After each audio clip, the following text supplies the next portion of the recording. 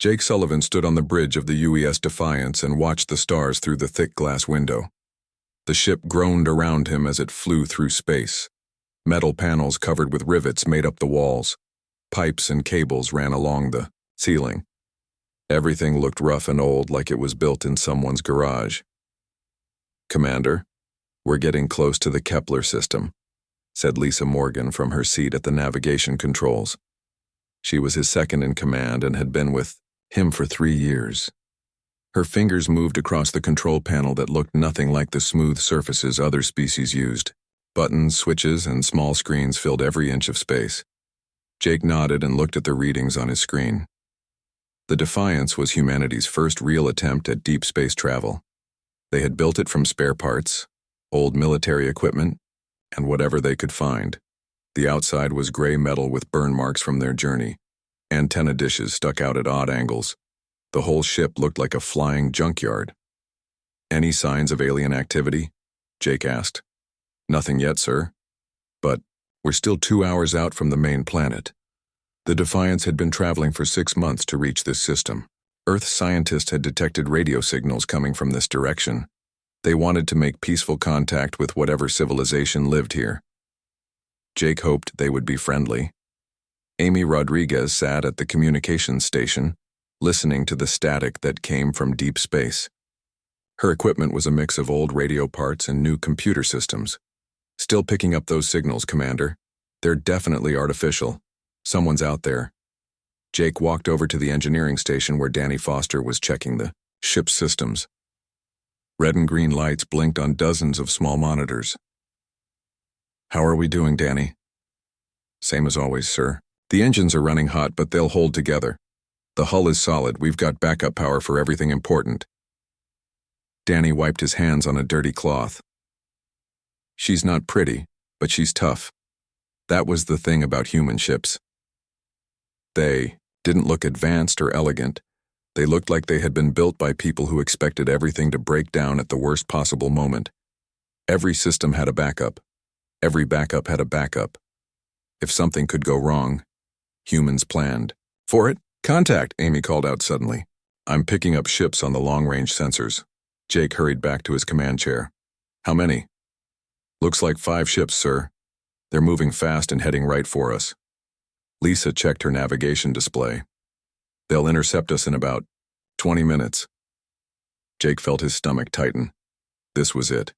Humanity's first meeting with an alien species. He hoped they came in peace, but the way those ships were moving didn't look friendly. "Open a channel," he ordered. Amy worked at her controls. "Channel open, sir. This is Commander Jake Sullivan of the United Earthship Defiance. We come in peace and wish to establish friendly relations with your people." The response came back quickly. The voice was cold and mechanical. "Primitive vessel, you have entered Imperial space without permission. You will surrender immediately or be destroyed." Jake looked at Lisa. She shook her head. "So much for peaceful contact." "Imperial space? We didn't know," Jake said into the radio. "We're explorers from Earth.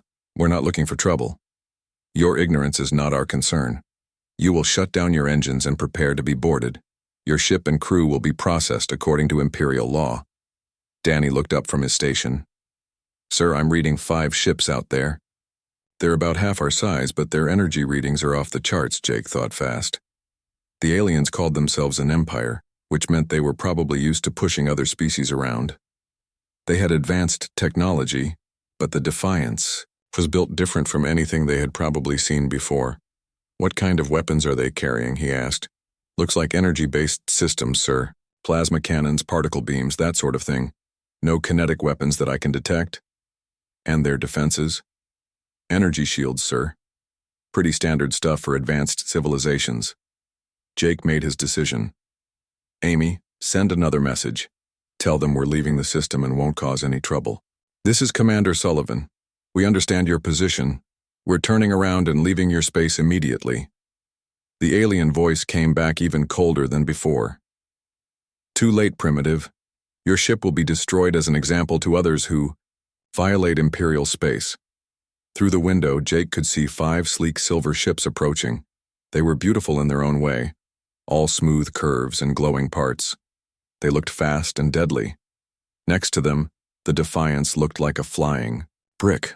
They're powering up weapons, Danny reported. Energy readings are spiking. Battle stations, Jake ordered. Lisa, get us moving. Danny, give me everything the engines have got. Sir, we can't outrun them, Lisa said. Those ships are twice as fast as us. Then we'll have to outfight them. The first alien ship opened. Fire. Bright blue beams of energy shot across space and hit the Defiance's hull. The ship shook, but the lights stayed on. Danny checked his readings and looked confused. Sir, their weapons barely scratched us. The hull is designed to handle micrometeorites and radiation. Those energy beams are just washing over our armor. Jake smiled grimly. The aliens were used to fighting other species that relied on energy, shields and lightweight materials. They had never fought anything built like a human ship. Return fire, he ordered. The Defiance's main weapon was a magnetic railgun that could launch chunks of metal at incredible speeds. It was simple, reliable, and didn't need exotic materials to work. Lisa targeted the lead alien ship and fired. This Apomie tungsten projectile hit the alien vessel's energy shield and passed right through it like it wasn't there. The shield was designed to stop energy weapons, not solid objects. The projectile punched through the ship's hull and came out the other side. The alien ship exploded in a ball of fire. Direct hit, Lisa shouted. 1 down, 4 to go. The remaining alien ships spread out and began firing from different angles. Energy beams lit up space around the Defiance. The human ship's thick armor absorbed most of the damage. Where the beams did punch through, emergency systems kicked in and sealed the holes. They're not used to fighting something this tough, Danny said. Their weapons are designed for ships with energy shields, not solid armor. Jake watched the tactical display. The alien ships were fast and maneuverable, but they weren't built to take punishment. The Defiance was slower, but it could absorb damage that would destroy most other vessels. Amy, are you recording this? Yes, sir. Everything's going back to Earth. Good. They need to know what we're dealing with out here. Another alien ship moved in close, trying to find a weak spot in the Defiance's armor. Lisa tracked it with the railgun and fired again.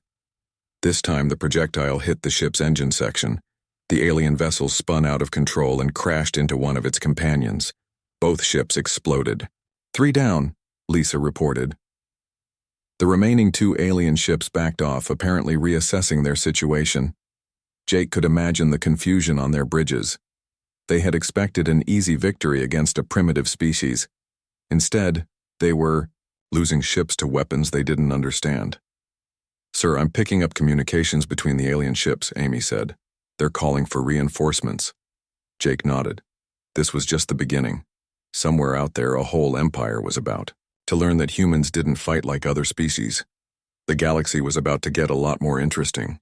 Danny Foster crawled through the narrow maintenance tunnel deep inside the UES Defiance. Sparks flew from damaged cables where the alien energy beams had managed to burn through the outer hull. His toolbox rattled as he moved, filled with simple tools that would work even if the ship lost all power. Danny, how bad is it down there? Jake's voice came through the comm system. Not too bad, Commander. The aliens burned through about 6 inches of hull plating in Section 12, but that's nothing. We've got 18 inches of armor in most places.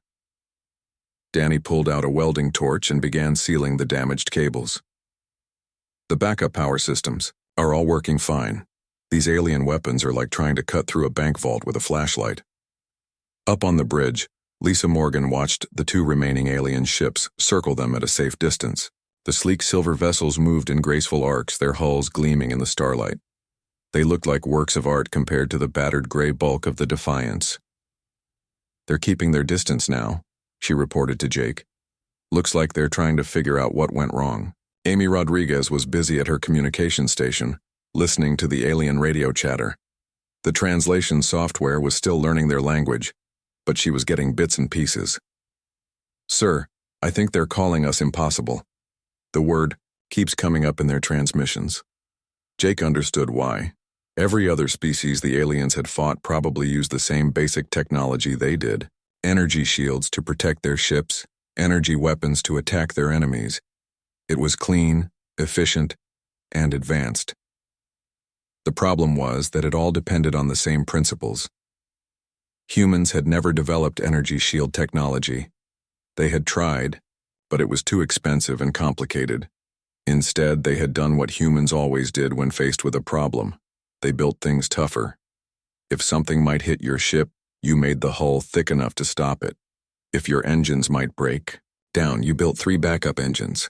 "Commander, I'm getting a new signal," Amy announced. "It's coming from much further out, sounds like a bigger ship." Jake looked at the tactical display. A new contact was approaching from the edge of the star system. This one was much larger than the patrol ships they had been fighting. "How long until it gets here?" "About 2 hours, sir." "Danny, how are those repairs coming?" "Almost done, Commander, but I'm seeing something interesting down here. The alien weapons seem to work by exciting molecules and making them hot. That's why they're not doing much damage to our hull. Our titanium steel alloy doesn't conduct heat very well." Jake nodded. It made sense. The aliens had probably never fought anyone who used simple, thick armor instead of energy shields. Their weapons were designed to overload shield generators and melt lightweight hull materials. Against a ship built like a battleship from old Earth, they were almost useless. "Sir," Lisa called out. "The alien patrol ships are moving again. Looks like they're trying a different approach." The 2 remaining alien vessels split up and came at the Defiance from opposite sides. Instead of using their main weapons, they fired smaller beams that looked like cutting tools. They were trying to slice through the human ship's hull piece by piece. "Clever," Jake said. "Amy, can you jam their communications?" "Already on it, sir. I'm flooding their frequencies with static." The human communication systems were built simple and robust. They used multiple frequencies and could punch through most interference. The alien systems seemed more delicate and sophisticated. When Amy hit them with raw radio noise, their coordination fell apart immediately. "Now, Lisa, hit them while they're confused." Lisa fired the railgun at the closer alien ship. The tungsten projectile smashed through its hull and tore out the other side. The ship broke apart in a shower of metal and energy. The last alien vessel tried to retreat, but Lisa was already tracking it. Her second shot took off its entire rear section. The ship went dark and began drifting. "That's all of them," Lisa reported. "Good work, everyone. Danny, get back up here. We need to talk about what we've learned." A few minutes later, Danny climbed onto the bridge, his uniform dirty from crawling through the ship's guts. He sat down at his engineering station and pulled up the damage reports. "Commander, I've been thinking about their technology. It's definitely more advanced than ours in some ways.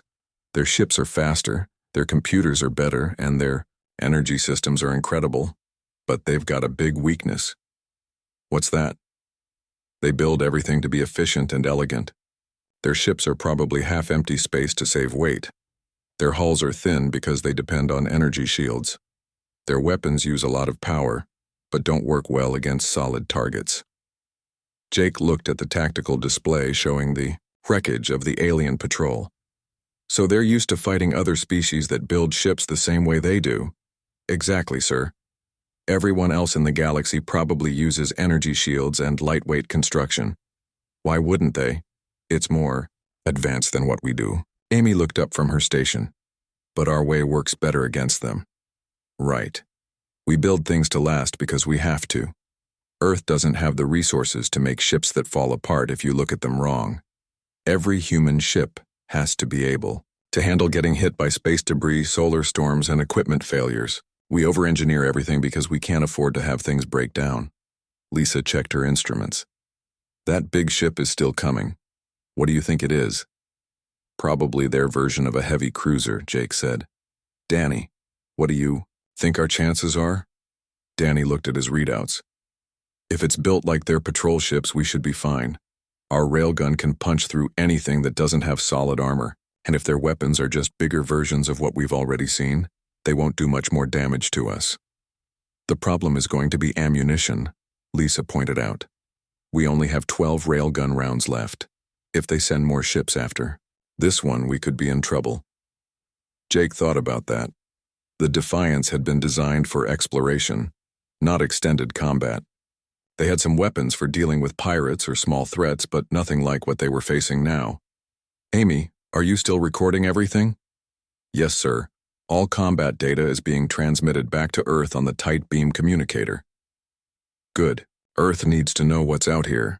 If this Empire decides to come looking for us, we need to be ready. The bridge fell quiet as they watched the approaching alien ship on their screens. It was massive, at least 5 times the size of the Defiance. Its hull was covered with weapons and sensor arrays. It looked like it could destroy a dozen human ships without breaking a sweat. Sir, Amy said quietly, I'm picking up a transmission from the big ship.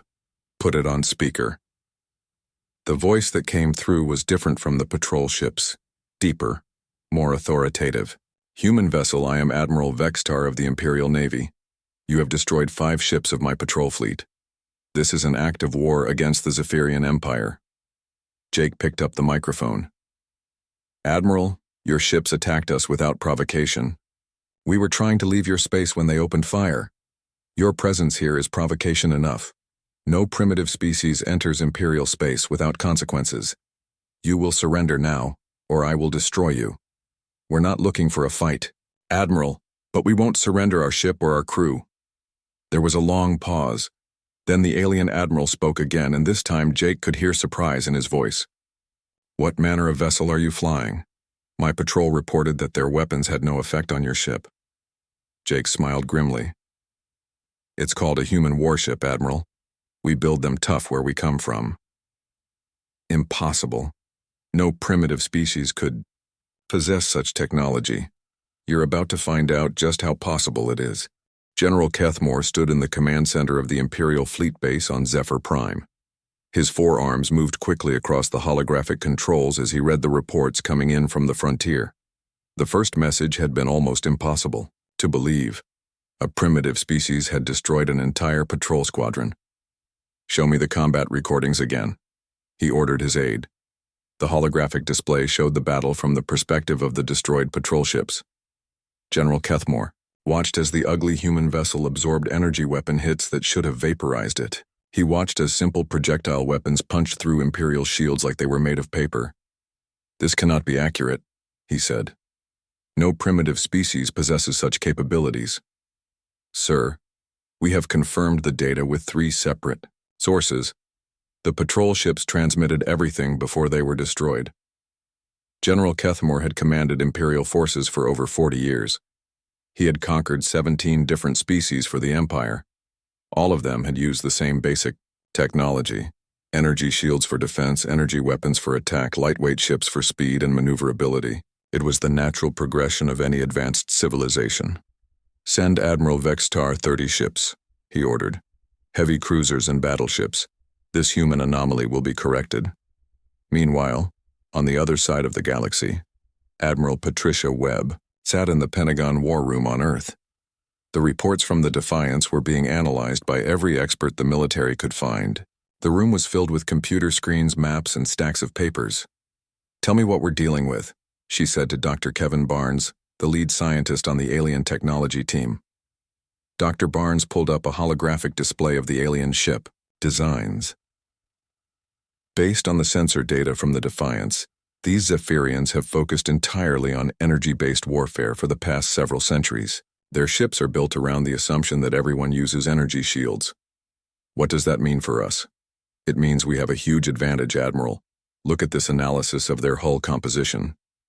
The display showed a cross-section of an alien ship. Their hulls are made of lightweight alloys, probably only a few inches thick. They depend completely on their energy shields for protection. Admiral Webb studied the data. And our ships? Built like tanks, ma'am. The Defiance has 18 inches of titanium steel armor in most places. It was designed to survive asteroid impacts and solar radiation storms. Their energy weapons are almost useless against that kind of solid protection. General Harrison Clark, the chairman of the Joint Chiefs, leaned forward in his chair. What about their numbers? 1 ship against 5 is one thing, but if they send 100 ships? Dr. Barnes switched the display to show weapon effectiveness charts. That's where it gets interesting, sir.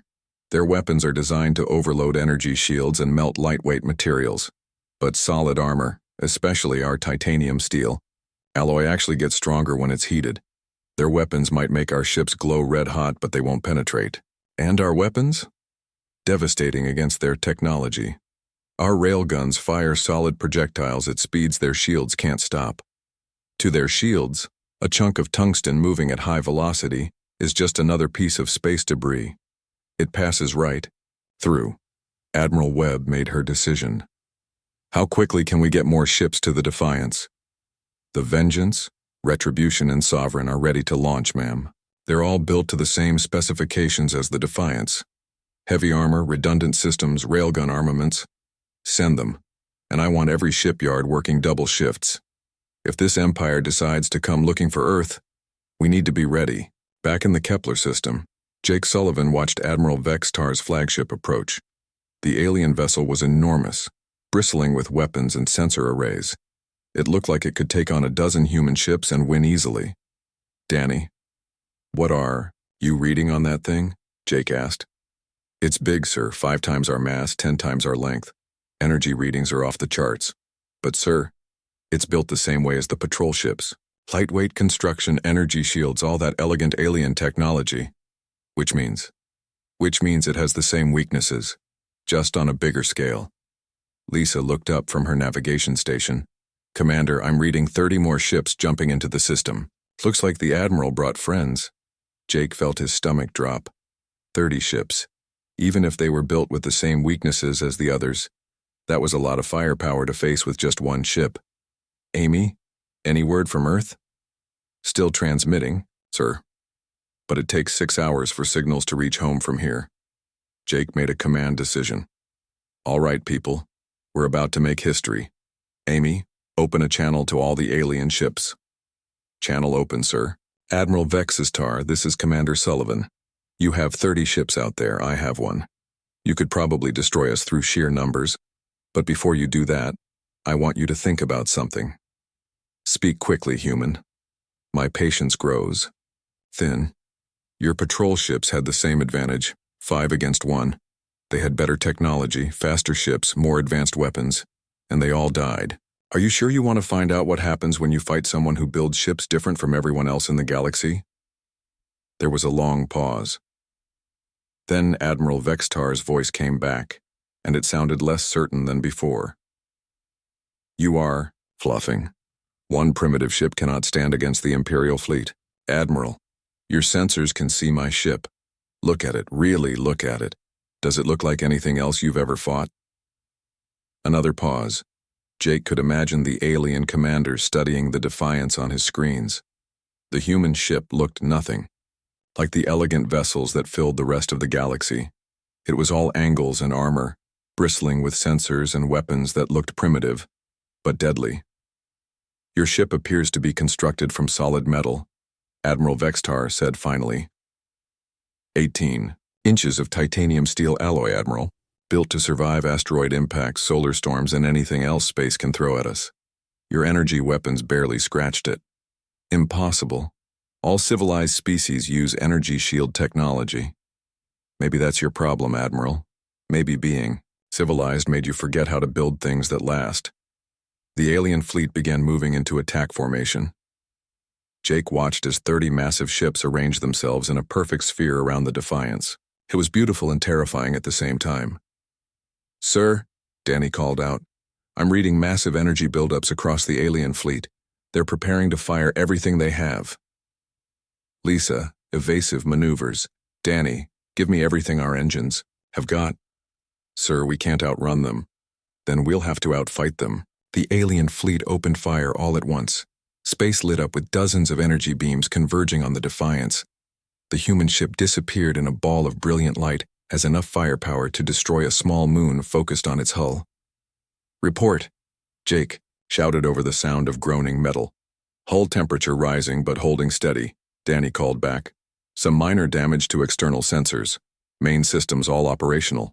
The light faded, and the Defiance emerged from the energy barrage, looking exactly the same as before. A few scorch marks decorated the hull, but the ship was essentially undamaged. The alien fleet fell silent. Admiral, Jake said calmly into the radio, You just hit us with enough firepower to destroy a city, and we're still here. Still want to fight? For the first time since the conversation began, Admiral Vextar's voice showed real uncertainty. What are you? We're humans, Admiral, and we build things to last. 3 human ships dropped out of hyperspace at the edge of the Kepler system. The UES Vengeance, UES Retribution, and UES Sovereign looked just as rough and battered as the Defiance. Gray metal hulls covered with rivets and antenna arrays, thick armor plating that made them look more like flying fortresses than spaceships. Lieutenant Colonel Steve Martinez stood on the bridge of the Vengeance, studying the tactical display. 30 alien ships surrounded his colleague Jake Sullivan's ship in the center of the system. The odds were not good, but Martinez had seen the combat reports. He knew what human ships could do against alien technology. Captain Turner, take us in, he ordered. Captain Sally Turner was the youngest ship commander in the human fleet, but she had trained on every system aboard the Vengeance. Her ship was built exactly like the Defiance, with thick armor and simple weapons that worked every time. Yes, sir. All ships follow my lead. The 3 human vessels moved toward the alien fleet in a tight formation. They flew straight at the enemy ships without trying to dodge or weave. Their course was as direct and stubborn as the people who built them. Admiral Vextar watched the new human ships approach on his tactical display. He had just witnessed his entire fleet's combined firepower fail to damage a single human vessel. Now there were 4 of them, and they were flying straight at his forces like they didn't have a care in the world. Admiral, his tactical officer, reported. The new human ships are identical to the first one. Same construction, same energy readings, same primitive weapons. 4 ships against 30, Admiral Vextar said. Even with their unusual defenses, we should be able to overwhelm them. But doubt crept into his voice. Everything about these humans went against what he knew about space warfare. They built their ships like armored bunkers instead of elegant, energy-powered vessels. They used simple, kinetic weapons instead of advanced plasma cannons. They flew straight at superior numbers instead of using clever tactics, and somehow it was working. Open fire on the approaching ships, he ordered. The alien fleet split their attention between the 4 human vessels. Energy beams crisscrossed space as the Imperial ships tried to destroy the approaching humans before they could get close enough to use their primitive weapons. The human ships flew through the energy barrage like it was a light show. Their thick hulls absorbed the alien weapons fire without taking significant damage.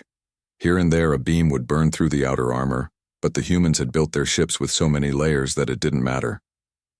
Damage report, Martinez called out as the Vengeance shook under the alien weapons fire. Hull temperature is rising, but we're nowhere near critical levels, his engineering officer reported. A few minor breaches in the outer armor, all sealed automatically. Main systems fully operational. Martinez nodded. The human ships had been designed by people who understood that things break down at the worst possible moment. Every system had backups. Every critical component was protected by multiple layers of armor. When something did break, automated systems kicked in to fix it or work around it. Return fire, Martinez ordered. The Vengeance's main railgun launched a tungsten projectile at the nearest alien ship.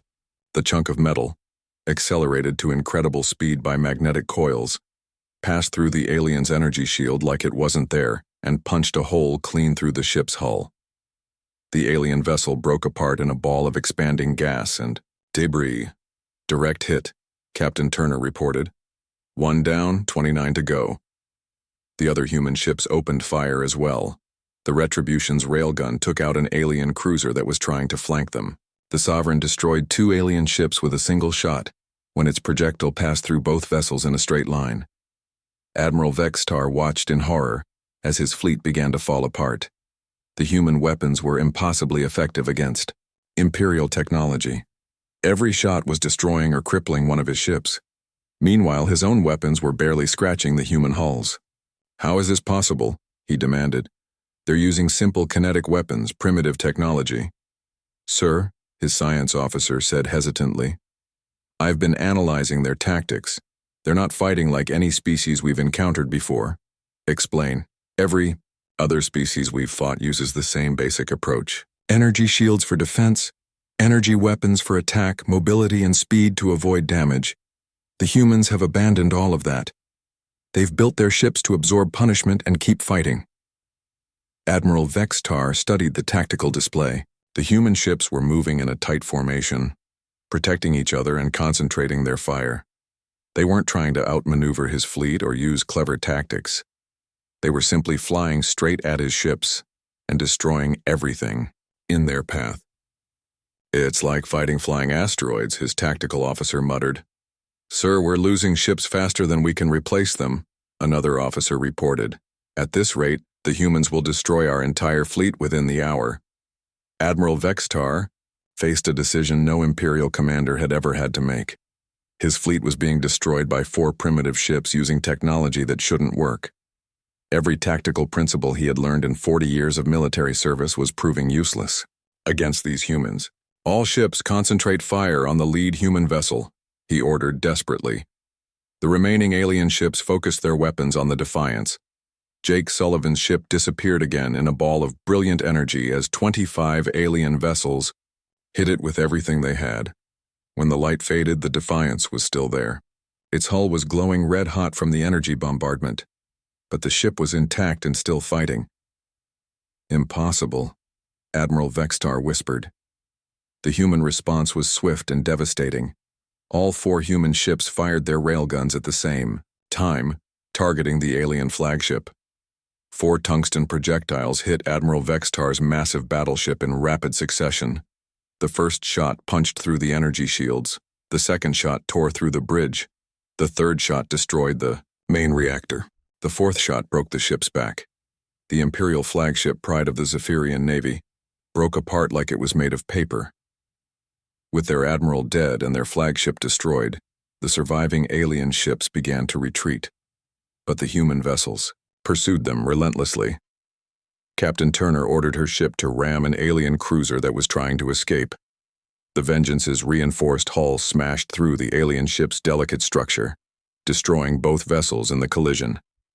Turner and her crew survived because their ship had been built to handle crashes. The alien crew died because their ship had been built for elegance, not survival. The battle lasted less than 2 hours.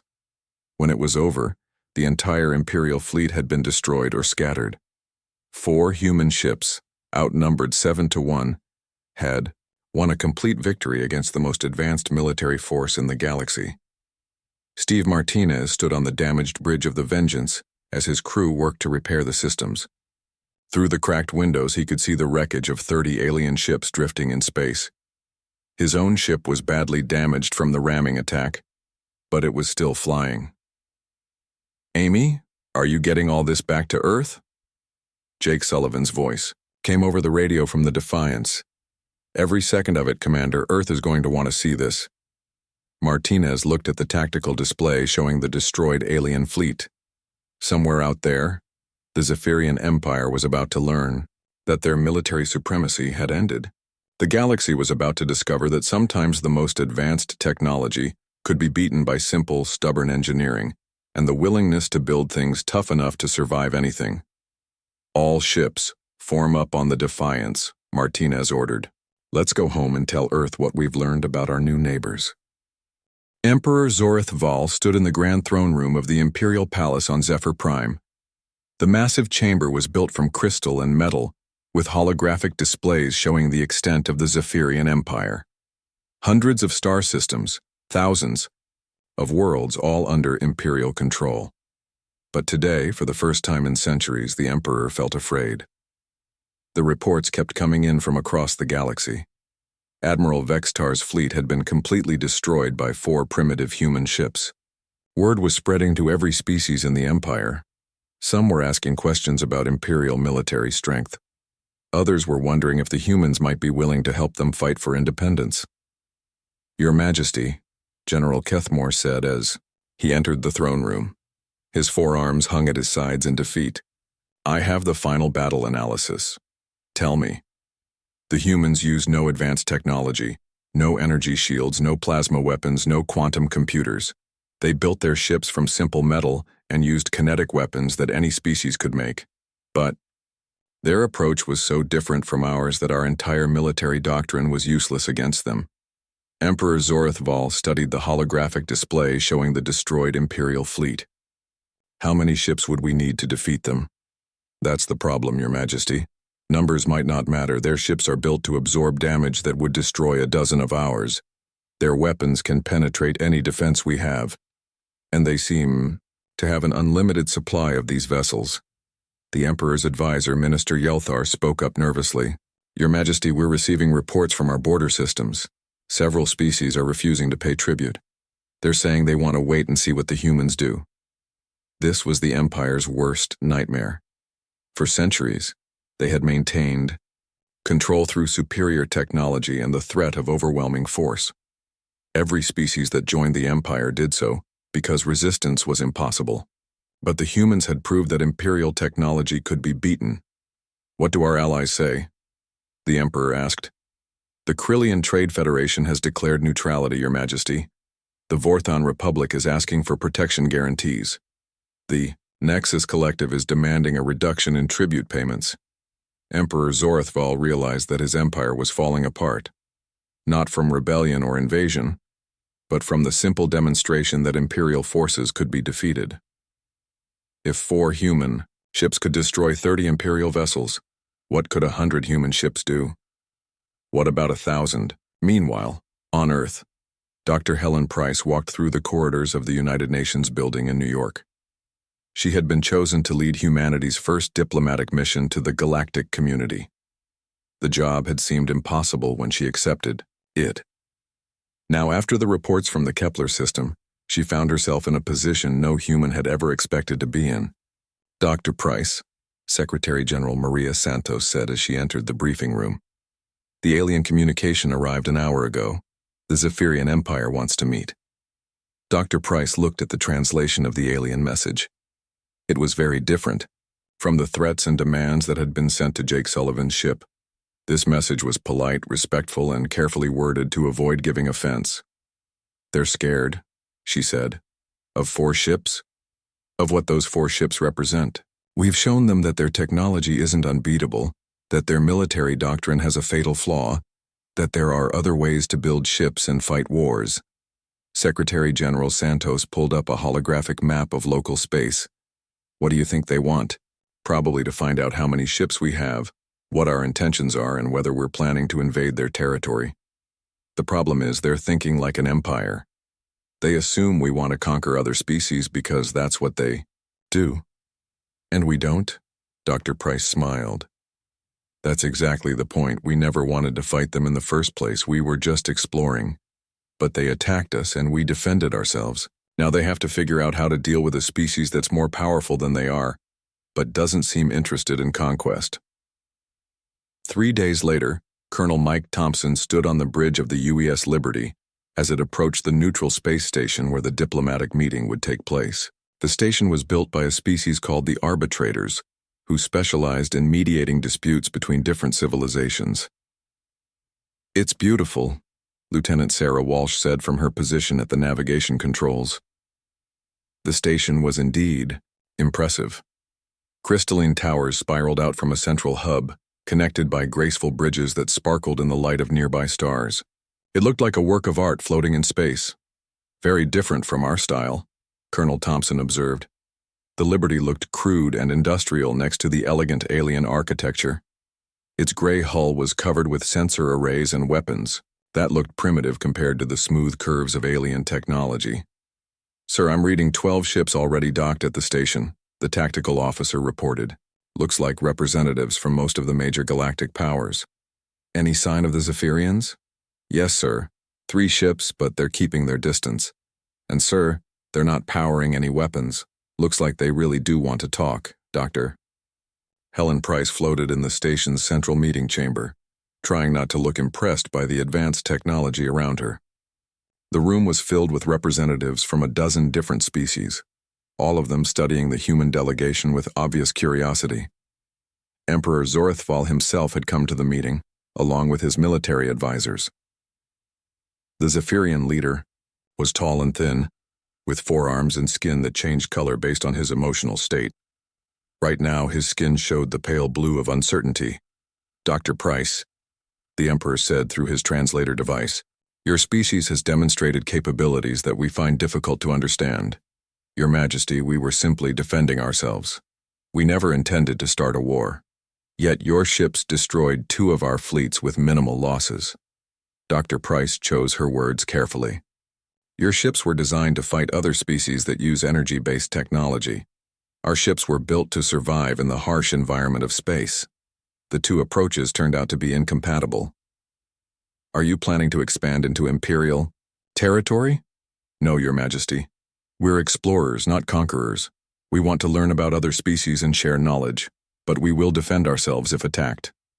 A representative from the Krillian Trade Federation spoke up. What do the humans want from the galactic community? Dr. Price had been preparing for this question since she accepted the mission.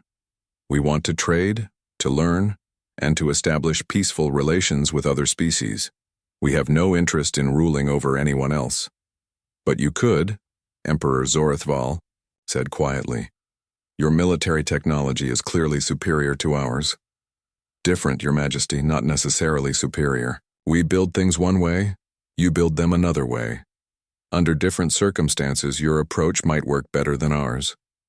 The Emperor's skin shifted to a deeper blue. You are saying that you do not wish to replace the Empire? We're saying that we never wanted to fight the Empire in the first place. Your ships attacked ours. We defended ourselves. But we have no desire to conquer your worlds or rule your people. The room fell silent as the alien representatives considered this. The idea of a powerful species that didn't want to dominate others was almost impossible for them to understand. Every major power in the galaxy had expanded through conquest and maintained control through superior force. Emperor Zorithval made a decision that would change the course of galactic history.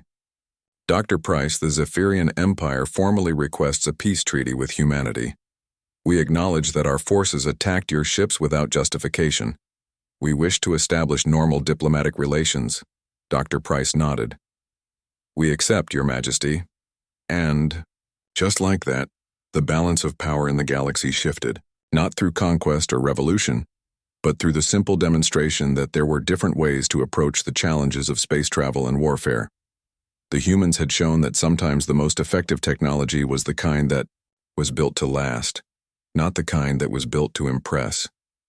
The Zephyrian Empire would survive, but it would never again assume that its way was the only way, and humanity would take its place among the galactic powers, not as conquerors, but as the species that had reminded everyone that engineering solutions could be just as important as elegant ones. The galaxy would never be the same.